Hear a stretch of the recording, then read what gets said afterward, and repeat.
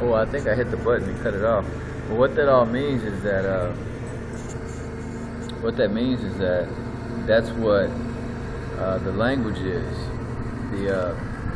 That's like God. Like people say, Jesus has this many names, or if you were to say the whole name, you couldn't pronounce it and stuff like that. That's because like you have someone who has different titles. Like someone's a father, a brother, a lover, a fighter, things like that. And you want to express all these things when you call their name. So that's what the phonetic language is. It's really a language that expresses a lot of different facets of personality and character. Like the word Jose, it's J-O-S-E is 4 letters, and if you were to break that down alphabetically, the J is a 10, the O is a 15, which is a 6, so 10 is a 1, so 6 and 1 is 7.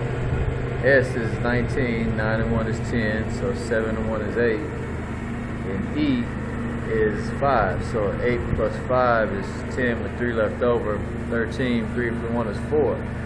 So you have a word that it takes that is four letters, and each letter represents time, a segment of time, and each number represents a segment of space of the 12. So nonetheless, what I'm saying is that the 4, when I say it, the time, when I say that the letters represent time, meaning that it will take the time that it will take to develop a foundation, however long that will take. And it usually takes a certain amount of time to do that. That time is represented by the foundation of a home. But nonetheless, it's kind of also, this stuff is going to be an ongoing course, because that connects into something else, and that's what it's really all about. Everything connecting, everything making sense. But getting back to this here, this shows a taste of that. When you say heart. You know what I mean? It just shows a taste of what you're really saying. You're not just talking to the heart.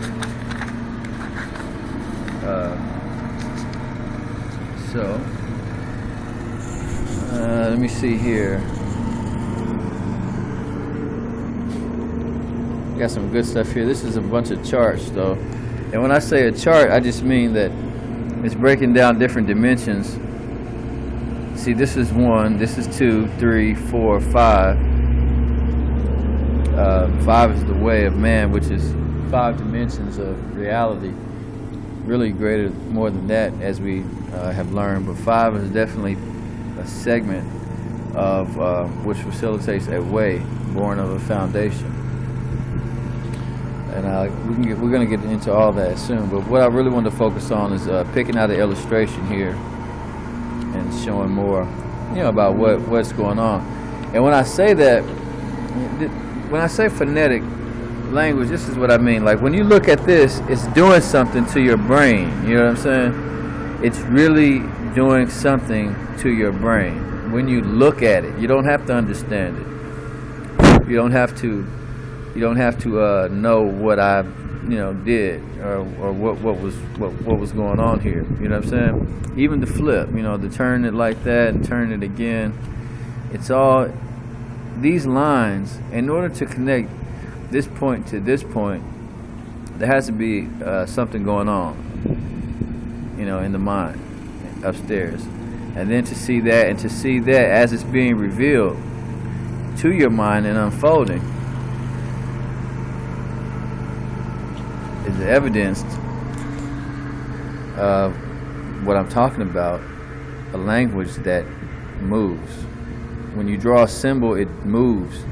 when I hold my fingers like this, when I point down to my fingers like this, these two fingers are back here for a reason. This is very true. These are back here for a reason. It's not just because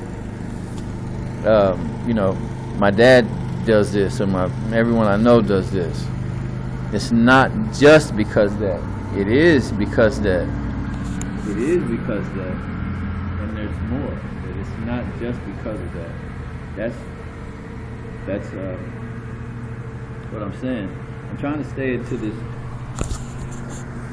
I'm trying to stay within this framework of what we're talking about, because we have to realize this is like going from grade school to college, to graduating and things like that.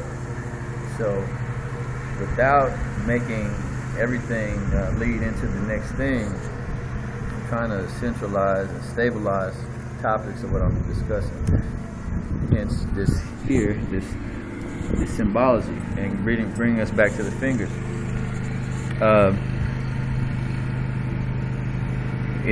These fingers represent,